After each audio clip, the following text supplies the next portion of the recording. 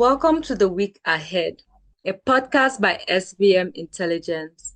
I'm your host, Veronica Pana Igube. Every Saturday, we explore stories that are shaping the African continent. On November 21st, Simon Ekpa, a dual citizen of Nigeria and Finland and self-proclaimed IPOB leader, was arrested in Finland on terrorism-related charges. Accused of using social media to incite violence in Nigeria, his arrest highlights the impact of online rhetoric. How would this affect separatist activities in southeastern Nigeria? Meanwhile, Nigerian security advisor Nuhu Ribadu visited Chad's president Idriss Deby to strengthen ties against jihadist groups following Deby's threats to quit the multinational task force. Can enhanced regional cooperation curb the ongoing violence in the Sahel? Finally, in a week of critical elections from one end of the Sahel to the other, Senegal got a new parliament. Gabon passed new constitution to prevent dynamic rule post-coup, and Somaliland got a new leader in a landmark election. How might these political shifts shape governance and stability in Africa? Joining us for insight today is Confidence McHerry, a senior security analyst at SBM. Thank you for joining us. Welcome, Confidence. Yeah, it's somehow good to be back here. Yeah. Welcome. Let's start with Yeah. Simon's arrest in Finland. To what extent does this arrest disrupt the activities of IPOB and other separatist groups in southeastern Nigeria? Let's just be honest and let's keep it candid. It's only to a small extent. The people who tout the possibility that Simon Ekpa's arrest is going to be the Hail Mary to the security situation in the southeast. Number one, fails to learn from history, and number two, fails to win themselves of that very Nigerian belief that there is a one size fits all to every problem they have. And what I mean by the fail to learn from history is that when at the peak of IPOB activity, when Nnamdi Kanu, the leader of the group, was a free man, there were statements that closely resemble what we have today, that arrest of the group leader is going to taper off the violence. And even before he was arrested, an extraordinary rendition from Kenya to Nigeria in August 2021, historical evidences have shown that this is not always the case. Smite the ship strategy no longer works. Smite the shepherd, rather. So, people who think that the arrest of this guy in Finland by the Finnish authorities is going to bring respite to the region.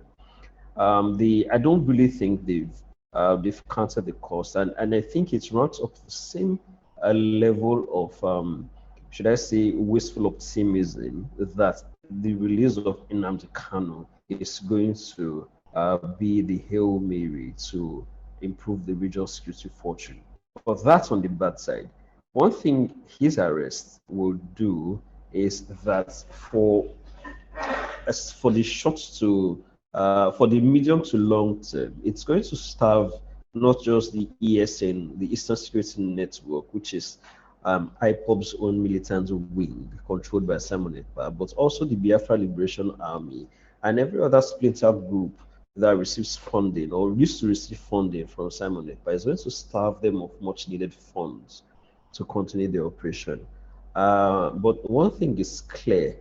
How sustainable that would be is going to be dependent on a lot of factors, one of which is if these disparate groups no longer have access to free flowing arms for them to carry out their activities. So if I was an IPOB militant in the southeast and I feel like continuing the mandatory state at home exercise in protests to Nnamdi Kanu's continued detention.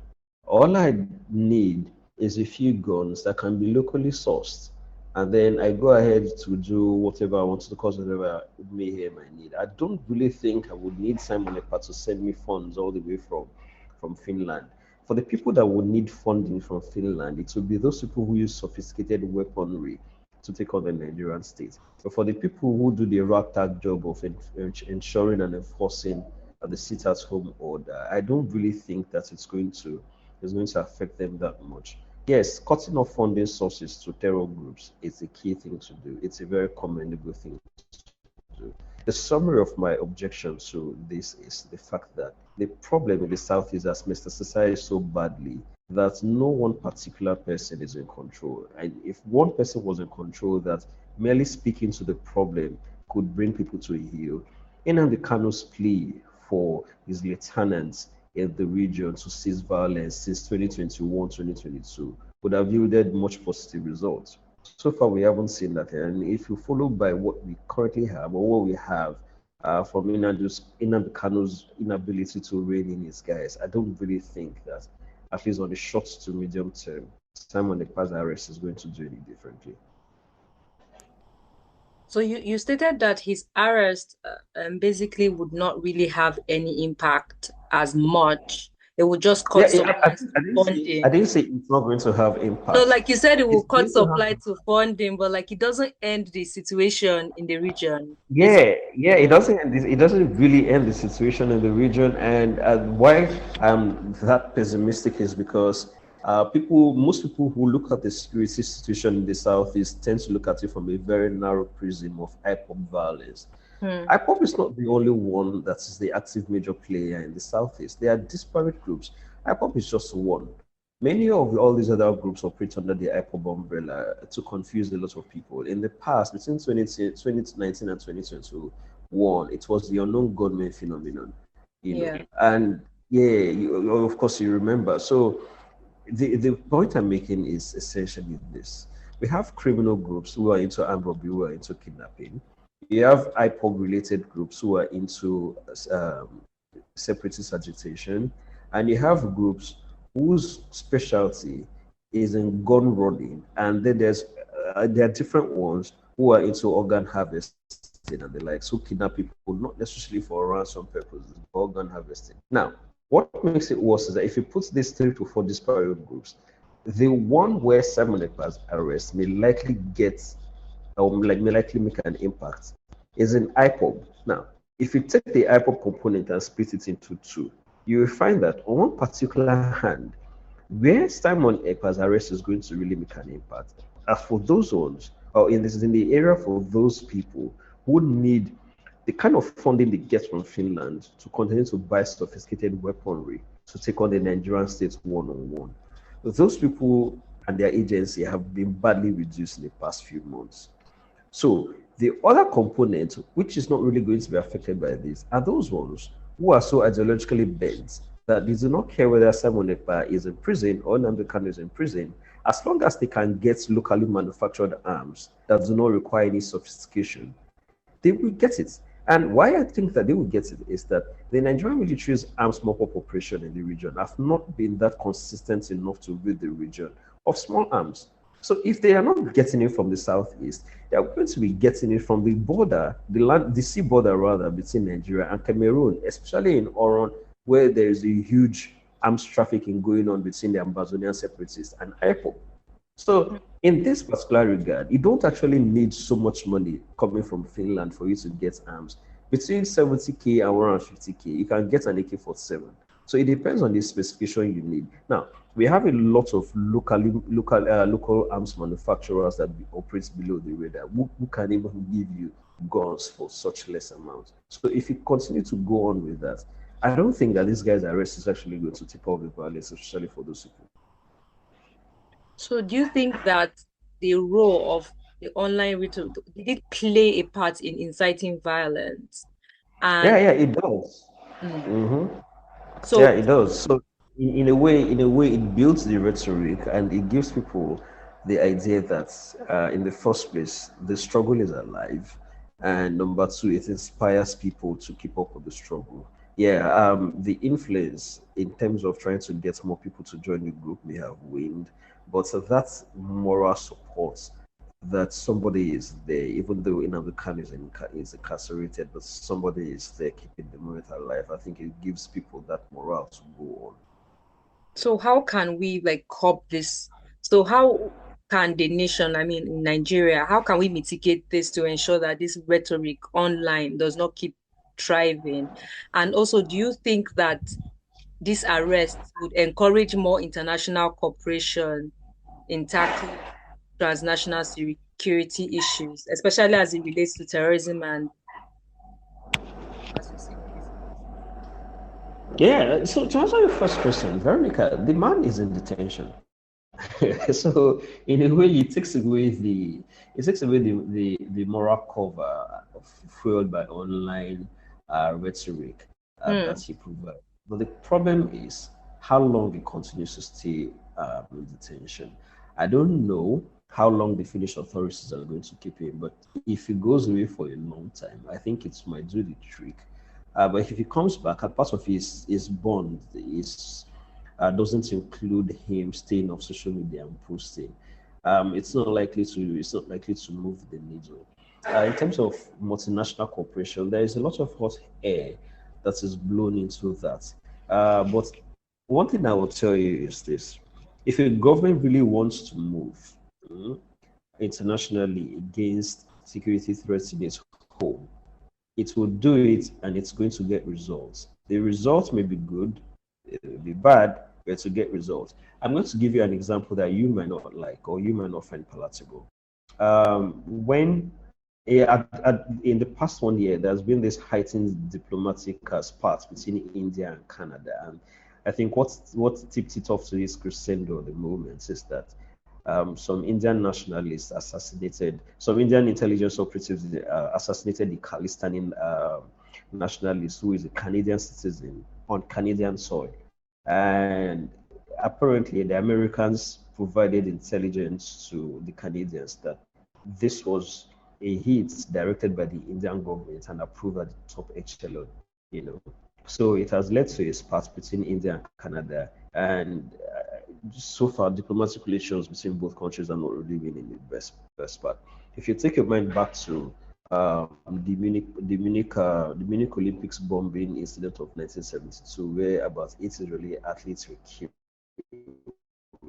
in Germany, you would look at how the Israeli intelligence services for 10 years went after the people who carried out the attack.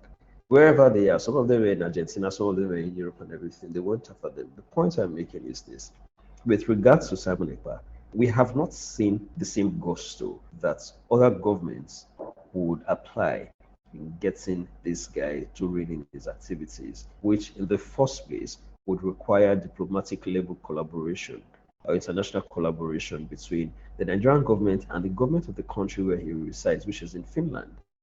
We haven't done that. When the Nigerian government decided to move against IPOB by carrying Nnamdi Kanu, they did, and they got results. All they needed to do was to lure him away from the UK where he was, got into Kenya to pick up a package, which some people alleged I was a woman, and then they got the Kenyan government to arrest him while they extraordinarily rendition him to Kenya. We haven't really seen the same thing, the same gusto with Simon Ekpa. Yeah.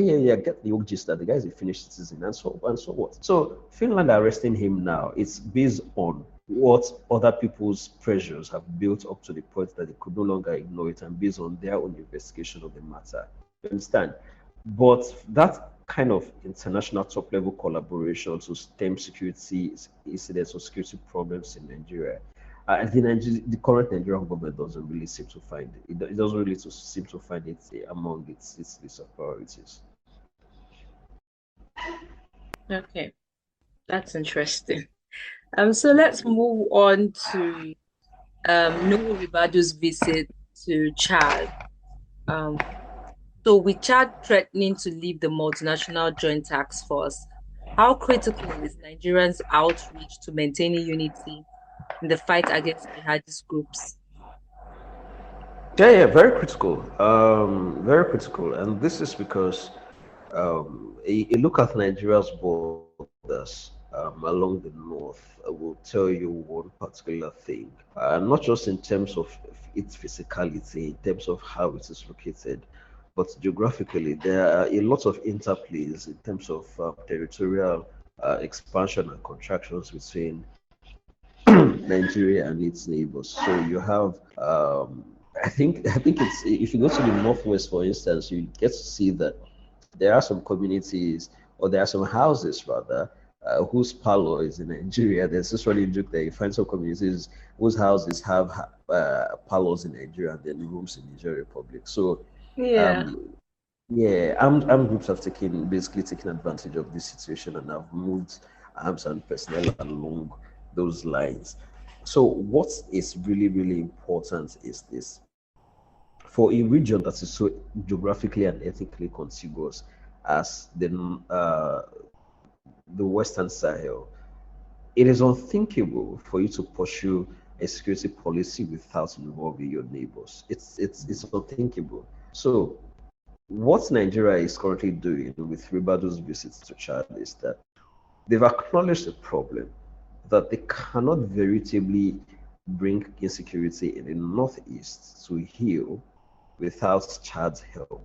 So each time Chad comes out to threaten that they're going to leave the MNGTF, they know that they are not the ones that are going to lose. It's the Nigerians. And I'll tell you why.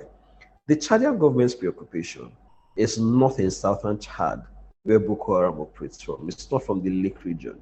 That area is where the bulk of the Chadian Christians are, which makes up about 30% of the country. It's not a preoccupation for the government. The government's major security preoccupation are the FACT rebels that attack in Jamina, and then currently the spillover of the effect of the Sudan war, the Sudan civil war. Currently, we have over 600 and I think 680K Sudanese refugees in Chad at the moment, in eastern Chad. So it has a lot of security problems in its north, in its east. Boko Haram in southern Chad is not really a problem. So when they come out and say that, see, if you guys don't do if you don't do your bits, we're going to leave this. We're going to leave this organization. It basically translates to mean that when Chad sneezes, Nigeria catches a cold, and this is so because Nigeria has not really done the work in keeping the gains that it made in its counter-terrorism operation against Boko Haram in the northeast. Lastly, it has co-dependent on Chad to keep that area safe. And as I just said a few moments ago, Chad doesn't really see that as a priority. So Ribadu going there is basically an enforcement of or a manifestation of the problem that, see, guys, we actually need you. We need you to put boots on the ground for you to hold that side because you're currently busy with some other side. So that's basically the summary of the visits. So I know you mentioned that, I mean, on one part, the Nigerian government hasn't done the work, and well, needs to do more work in the region to ensure that they that cooperation builds. But like, what do you think is the main obstacle? I know you had already stated that, but what's the main obstacle to the effective regional cooperation in the Sahel? And how do you think that Nigeria can sit up? Because we shouldn't be waiting to the point where we are threatened or Chad threatens to leave before we're able to like adjust and come and say, oh, we're going to do the work. So what do you think is the major issue and how can we resolve it finally that we don't keep going back and forth? All right, so I would list three things. Some of them are self-inflicted, and the first one would be that the first one is institutional. Much of the security problems are undertaken by the military. And the reason why the military is involved in virtually every security problem, I mean, right nowadays, I'm hearing that the military arrests Yahoo boys in southwest Nigeria. So that's how bad it is. So much of the reason why the military is involved in every security problem is the fact that the police has not stepped up to the plate. Some of these problems are policing problems. And there's been a lot of lip service from successive Nigerian governments as regards bringing up police capacity to respond to traditional challenges. But that's what they've largely been, or that's what they've largely sort of lip service. So, for instance, the Tinubu government, when it was when it was in campaign mode last year or 2 years ago, promised that it was going to do an incremental addition of to the police numbers every year. I think about 40,000 police constable recruits every year, so adds to the current number of about 371,000 police officers across the country. It's 2 years into the president's term, and that goal has not been realized. So, as a result, you have the military trying to come in to do everything, which brings me to the second point. The military is overstretched. It is fighting insecurity and insurgency across multiple fronts. So let me give you an instance. Something happened in 2015 in Baga local government area of Borno State. Baga is a fishing local government. It's close to the Lake Chad Islands. So at the peak of the multinational joint task force operations in 2015, Cameroonian forces went into the LG, the main Baga town itself, and they basically chased Boko Haram away from there. Now, before they did that, there were concerns that the people there were suffering from Boko Haram attacks and everything. The Nigerians who were part of the cross-border operations between Cameroon and Nigeria were supposed to go liberate that town. They refused. They told the Cameroonians that if you're not coming with us, you're not going, because they do not have the numbers to go alone. So the Cameroonians got fed up because the people who were attacking Baga, the Boko Haram guys who were attacking Baga, were also making incursions into Cameroonian territory and we were attacking Cameroonians. So they took on a few people that they could find. They went to Baga and then they liberated the town. After 3 days, they said they've done their job and then they are going back to Cameroon.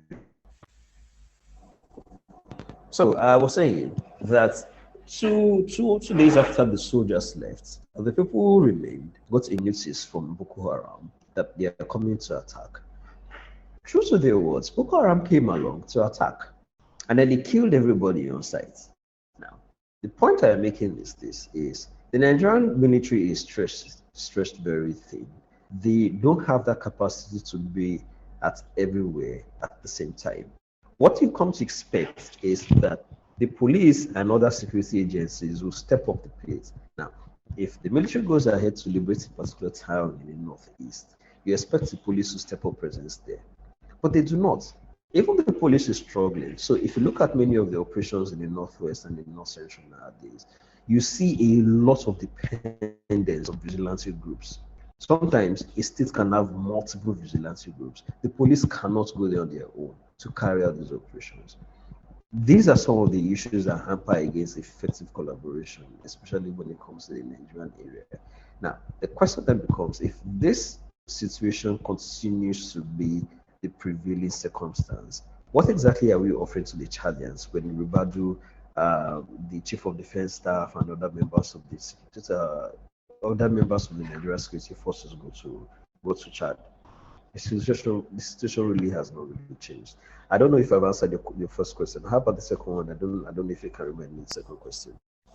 Yes, I think that you answered it when I talked about how do we address it, and you had spoken about the issues with institutional issues with the police being stretched, the military as well being stretched. So it goes to say that the Nigerian police has to do more of their work, get more funding, get more restructuring to be able to take on more of their work, to be able to release the military as well, not to be like put into Yeah, those. yeah, Yeah. basically, and then the government species problem goes far beyond just putting the military on ground or putting the police on ground. In many of these areas, there's no government there. There's no. When I mean government, I'm not talking about the police station or any of those things. There's people do not really understand if a government exists in terms of the provision of social amenities that you come to expect in terms of hospitals, schools, farming facilities and the likes. There's simply not existing. And whenever these insurgents come in, as we're seeing in the northwest, they promise all of these things. And when they deliver, there's lots of defection under the control, also the control of these terror groups. So it is one thing for you to expand your military presence. It is another thing for you to continue to hold on to that military presence in the face of mountain attacks. And then it is another thing for you to translate that military presence into full government presence.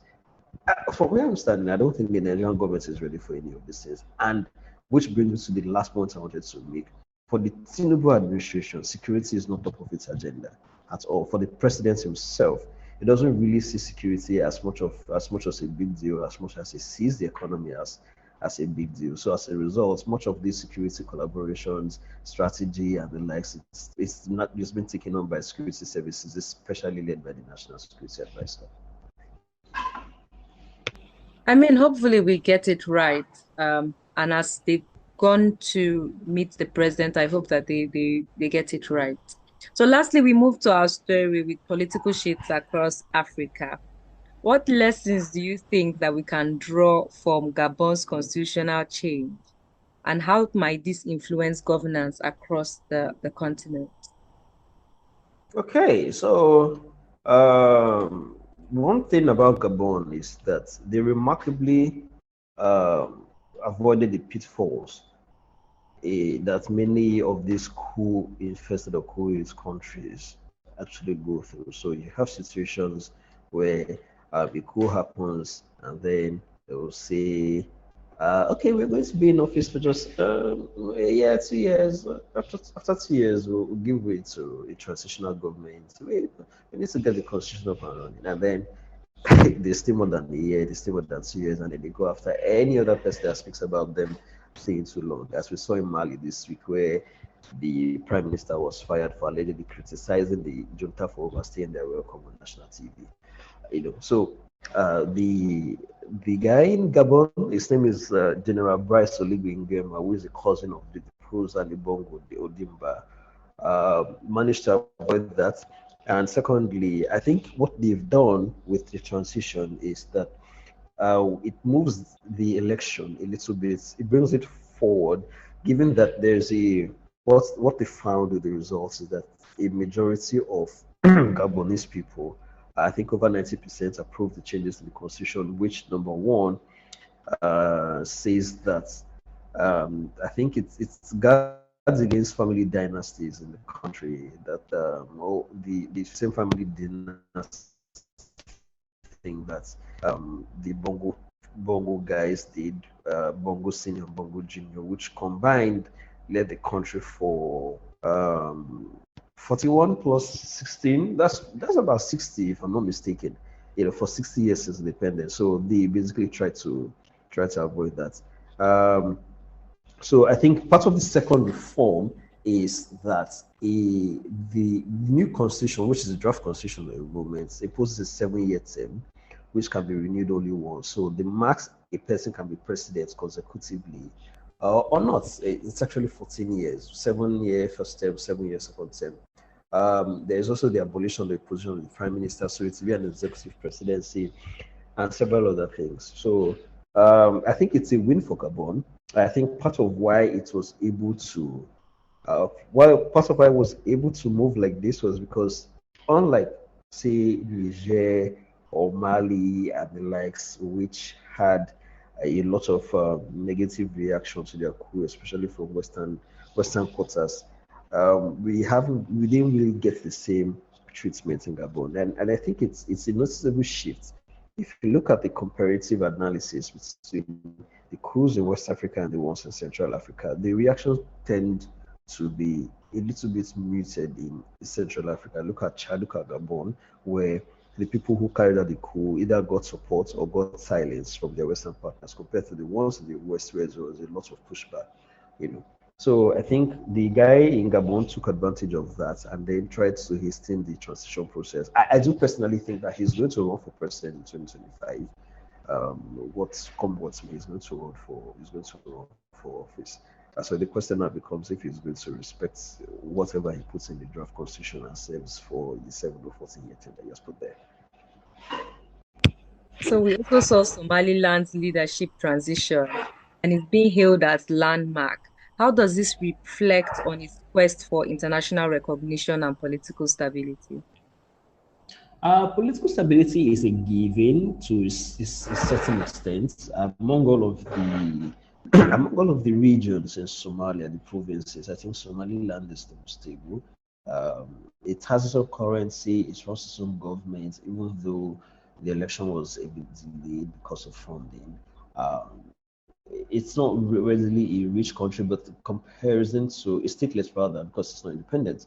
So, but compared to the larger Somali society, it is more stable. And over the past 3 decades, it has been trying to gain international recognition. This at the start of this year, it got into this deal with Ethiopia for um, it having shares in Ethiopian Airlines, while in exchange, um, Ethiopia is going to get access to its ports. I think the port of Berbera, a place where the United Arab Emirates already operates. But what the election threw up was that the outgoing government promised international recognition. They tried to get it done, but Ethiopia's enemies were too strong for it. I'm talking about Somalia, Eritrea, Egypt, and the likes. Were a little too strong for it. And then the chances of that coming to pass has been largely limited. So the outgoing president or prime minister is out of the country, is out of the picture. The advantage for the incoming government is that Trump 1.0 in the US actually had people who were favorable to the idea of Somaliland international recognition. And one of the strategic things that the statelet offers is that it is a direct port. It offers a direct access in terms of opening up multiple access to the Red Sea and the Gulf of Aden. And then secondly, what people from the Heritage Foundation, for instance, are saying is that in their advocacy for international recognition for Somaliland is that it could provide a veritable ground for countering Chinese influence. So China is moving a lot faster on the continent, and if you look at America's policy in Africa since 2018, it has been one of China containment. So what the Americans or what the people at the Heritage Foundation are proposing is that if the US recognizes Somaliland, it will provide a crucial counterbalance to China's growing regional presence. You know, so part of it comes from what they consider an act of justice, considering that Somaliland people have been on this quest for independence for about 3 decades. You know, so there are so many variables. So personally, if you ask me, um, Trump doesn't really care about Africa that much, and the chances of risking a regional chaos in terms of recognizing Somaliland and upsetting Somalia, it's too grave. East Africa is in a precarious position, and I'm not advocating that it should or should not, or the US should or should not recognize Somaliland. I think the advantages to it, there's advantages to it. Disadvantage is that there might be chaos and all of that. But there are also advantages to this thing. And one thing I know is that if the US goes ahead to recognize Somaliland independence, just like the way it recognized Moroccan sovereignty over the Western Sahara, um, in a deal for Morocco to recognize Israel against the backdrop of the Abraham Accords, we're going to be having a flurry of people or a flurry of countries doing the same thing, you know. But the question then becomes, is it sustainable in the long term, especially for a Somalia that is far too unstable and far too unpredictable in the current geopolitical scheme of things. So I do think there's something the policymakers in Washington, especially the Africa desk in the State Department, needs to come to terms with.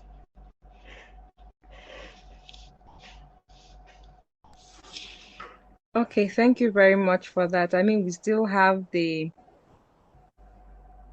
Senegal story with Senegal getting a new parliament. What do you think are the changes that will come with that, and what do we hope to see from that reform? Yeah, yeah. So the important thing is that President Basir Diomaye gets his budget passed, and some of the reforms that he has been meaning to do uh, will finally take center stage, because part of the reasons for calling it snap poll is that he got into this standoff with Parliament, especially members of the opposition from the previous government, who have been blocking some of this reform agenda, refused to pass the budget and several other things. So with this, he no longer has an excuse. His party has an overwhelming majority in parliament. The opposition is largely defeated, so he gets to expect speedy passage of his own proposals for the new government and the likes. So I think the advantage to it is that some of the things that we get to see the standoff and the political tensions, I think it's a little bit weakened by now. The election puts to rest the political wranglings that have characterized the country for the past 2 years. So I think that I'll take that as a win. I think it allows Senegal to continue to be the beacon of stability and democracy in a sub-region that is riddled by coup and political instability. That's interesting. That's all for today. Thank you very much, Confidence, for joining us on today's episode and for your insights which enriched today's episode. To all our listeners, this podcast is by SBM Intelligence. You can access our podcast by searching for SBM Intelligence anywhere you find podcasts. For deep insights into our work, visit our website at sbmintel.com. Remember to connect with us on all our social media platforms. You can find us on X, Facebook, and LinkedIn at SBM Intelligence. Thank you for tuning in to the week ahead. Join us next Saturday for more updates shaping the African continent.